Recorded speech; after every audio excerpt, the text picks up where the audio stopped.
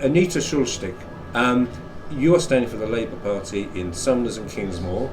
Is this your first time standing? Yes, it is. So what made you take this great leap? It was actually something I've been encouraged to do for many years now. I've had a bit of an experience at work that pushed me into thinking, what is actually the impact I'm having? I'm at Harlow College also doing the carbon literacy training, and as part of that was the thought of where does all the education I've got in my brain about us actually being in a climate crisis, how do I have an impact? What is my range? And considering that I've actually only got the student, which is actually preaching to the converted in some sort of way, that would only be my range of where I can have an impact. But also I have, throughout my life, I've been supporting others. As a teacher, I'm in a role where I'm supporting the kids, the parents. I'm doing a lot of community work as well through Community Embrace, Community Farm. So I'm used to listening and seeing where I can bring in a little bit of support. Are you a natural political animal? Because when I did I was going to say that when we did the 75 interviews about Harlow 75, people where countries where you lived before you came here, there was that sort of irony. Somebody said the most political woman was the woman from Switzerland. No, you felt like a political animal to me. No. My issue is that I actually don't want to be a politician. I would rather there would be enough people out there who've got at least half a heart and half a brain involved in running this. But I'm standing on the sidelines and watching and getting really angry about so many issues. I just genuinely feel there are not enough people doing this with a little bit more conviction. So all the idea of just literally casework, supporting from home to home. What can you do? Where is the community? It's a communication job, and I'm good at communicating. I can pick up what the problems are and pass them on and see what the solutions could be. So people might say the first issue you picked up on there was green issues. So why not the Green Party? That was actually a dilemma I thought of in between, because we would otherwise be having a split situation in my household. Yes. I have looked at the different national spendings and the different ideas and ideologies. Labour has by far, and even if the reality is that a third of the money promised would actually get into action, even if only a third of that promise would reach the infrastructure, because planting trees is good, it's one thing, it's great, it does help. But if you don't flow with technology and with the development and the moving on of civilization, you don't have the long-term impact and also the resilience, the economic resilience, the resource resilience that we need long term. So it does need to kind of flow in the direction with the investment going into the newer technologies. You can't forget, I'm very much sympathising with the Green Party, so don't get that one wrong at all. I just feel that the money would be spent in a slightly more long-term investing way. So you've been knocking on doors not only in the ward of Sumners and Kingsmoor but others. What are people saying? What do you think are the issues that are on the doorstep that you're hearing? The one that I'm hearing literally all the time are the potholes. I mean, if you go to Watersmead, it's more pothole than actual tarmac, as in you've got literally the humps of tarmac in the way of driving. That is one that I'm hearing all the time. The other ones are literally the concerns about money. It's financial, and even if Harlow Council taxes are frozen, okay, that's lovely, but the cost of living has gone up drastically and continues. If you just look at the recent inflation numbers, just food costs, let's ignore that heating and electricity bills have gone up as well. It just puts so much pressure on that.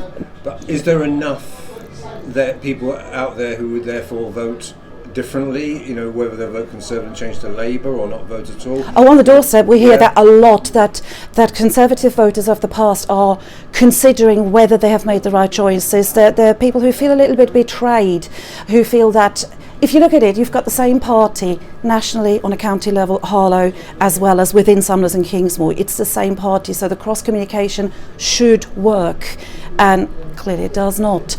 So it just begs the question, and if you look as well as one of the councillors is both on the Essex and in the Harlow ward.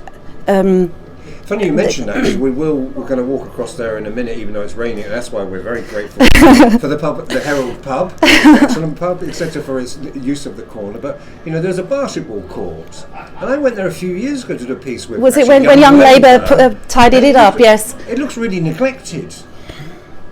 So that's wrong, isn't it? That needs to be addressed, and for me, again, as councillor, I see my main job as communicating those issues. Literally, who in the Essex County Council do I need to get at to get the money flowing, to get that organised and done, because that is Essex County Council. That even though I'm going to be standing for the local elections, my job is to communicate and pass on the issues that are happening.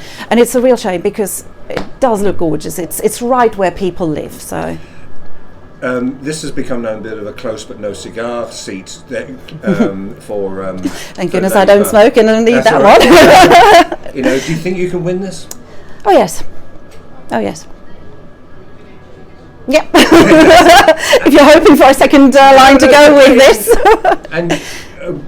And you clearly, you know, your husband has been a councillor and a chair of planning and also a candidate in parliamentary candidate as well. Candidate, yeah. And you think you're up for it? You think you really would you relish and enjoy the role of local council? I know what it entails. I'm not getting myself into deep water that I don't know anything about. Yes, I do have an awful lot to learn. I come with a background in sciences, degrees and masters and whatever, but that does not prepare me directly for this role. So for me to literally go around with the Labour team and knock on doors and listen, and I'm actually working closely with a couple of the existing councillors to see how they are doing their casework, to learn the ropes from them now already. Have you learned that Sumners and Anita Kingsmoor Sumners needs a lot of love? It needs to make sure it's not feeling isolated from the rest of the town and things like that.